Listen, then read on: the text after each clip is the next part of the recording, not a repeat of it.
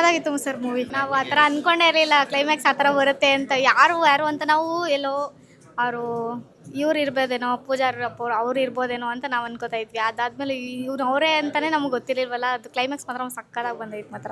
ಹೊಸಬ acting ಚೆನ್ನಾಗಿ ಮಾಡವನೆ sir. ಅವ್ರು ಮಾಡಿರೋದು ಹೊಸಬ ಆ್ಯಕ್ಟಿಂಗು ಸೂಪರಾಗಿ ಡಬಲ್ ರೋಲ್ ಎಲ್ಲ ಚೆನ್ನಾಗಿ ಸಕ್ಕತ್ತಾಗಿ ಮಾಡವನೆ. ಫುಲ್ ಚೆನ್ನಾಗಿ ಮಾಡವನೆ. ರಾಜು ಶೆಟ್ಟಿ ಅವ್ರ ಆ್ಯಕ್ಟಿಂಗ್ ಅವರು ಚೆನ್ನಾಗೈತೆ, ಸೂಪರ್ ಆಗೈತೆ. ಕ್ರೇಜ್ ಹಂಗೆ ಇತ್ತು, ಒಂದು ಎಲ್ಲೂ ನಮ್ಗೆ ಬೇಜಾರಾಗಿಲ್ಲ.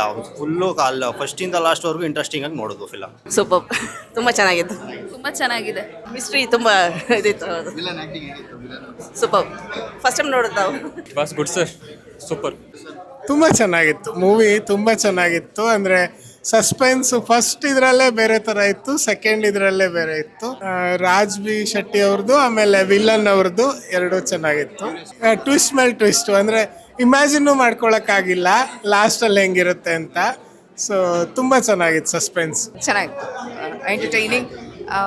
ಎಲ್ಲ ಸಸ್ಪೆನ್ಸ್ ಎಲಿಮೆಂಟ್ ಇದೆ, ಥ್ರಿಲ್ಲರ್ ಇದೆ, ಆ್ಯಂಡ್ ಸ್ಟೋರಿ ಪ್ರೆಡಿಕ್ಟ್ ಮಾಡೋಕ್ಕಾಗಲ್ಲ. Very nice. Absolutely mind blowing. ಹೊಸ ಫೇಸು ತುಂಬ ಚೆನ್ನಾಗಿ ಮಾಡಿದ್ದಾರೆ. ಒಳ್ಳೆ ಫ್ಯೂಚರ್ ಇದೆ. ಟೋಟ್ಲಿ ಟ್ವಿಸ್ಟ್ ಟರ್ನ್ಸ್ ಎಕ್ಸ್ಪೆಕ್ಟ್ ಮಾಡಿರಲಿಲ್ಲ. ಓ ಈ ಥರನೂ ಒಂದು ಎಲಿಮೆಂಟ್ ಇದೆ ಅಂತ ಗೆಸ್ ಮಾಡೋಕ್ಕಾಗಲ್ಲ, ಆ ಥರ ಆಯಿತು ಮೂವಿ. Nice, entertaining, engaging. ಚೆನ್ನಾಗಿತ್ತು.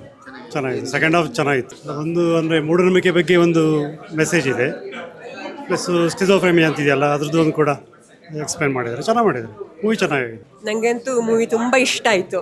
ಅಂದರೆ ಇಷ್ಟ ಆಗದಿರೋದು ಅಂತ ಯಾವುದಾಗಿಲ್ಲ ನನಗೆ ಫಸ್ಟಿಂದ ಲಾಸ್ಟಿವರೆಗೆ. ಡಿಫ್ರೆಂಟ್ ಆಗಿದೆ. ಸಿನಿಮಾ ಜೊತೆಗೆ ನಮ್ಮನ್ನು ಅದ್ರ ಜೊತೆಗೆ ಕರ್ಕೊಂಡು ಹೋಗ್ತದೆ ಫಸ್ಟಿಂದ ಲಾಸ್ಟ್ ತನಕ. ತುಂಬ ಇಷ್ಟ ಆಯಿತು. ಎಲ್ಲ ಕ್ಯಾರೆಕ್ಟರ್ಗಳು ಚೆನ್ನಾಗಿ ಮೂಡಿ ಬಂದಿದೆ. Villain character super, good. ಒಳ್ಳೆ ಒಂದು ಕಾನ್ಸೆಪ್ಟ್ ತೊಗೊಂಡು ಬಂದಿದ್ದಾರೆ. Very good. ತುಂಬ ಚೆನ್ನಾಗಿತ್ತು. ಅಂದರೆ ಯಾವುದೇ ಡಾನ್ಸ್ ಇಲ್ಲದೆ ಬೇರೆ ಎಂಟರ್ಟೈನ್ಮೆಂಟ್ ಇಲ್ಲದೇ ಇಷ್ಟು ಚೆನ್ನಾಗಿ ತೋರಿಸ್ಬೋದು ಅಂತ ಐಡಿಯಾನೇ ಇರಲಿಲ್ಲ. ಸೆಕೆಂಡ್ ಹಾಫ್ ಅಂತೂ ನಾವು ಅಂದರೆ ಮುಗಿದ್ಬಿಡ್ತಾ ಅನ್ನೋಷ್ಟು ನಾವೇ ಅದೊಂದು ರೋಲ್ ಅಂತ ಅನಿಸ್ಬಿಟ್ಟಿತ್ತು, ಆ ಪಾತ್ರ ಆಗಿಬಿಟ್ಟಿತ್ತು. ತುಂಬ ಚೆನ್ನಾಗಿತ್ತು. ವಿಲನ್ಸ್ ತುಂಬ ಅಂದರೆ it is not so easy.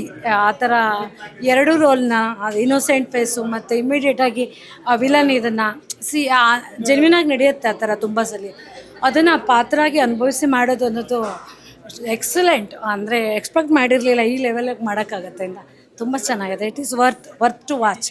Every one should watch it.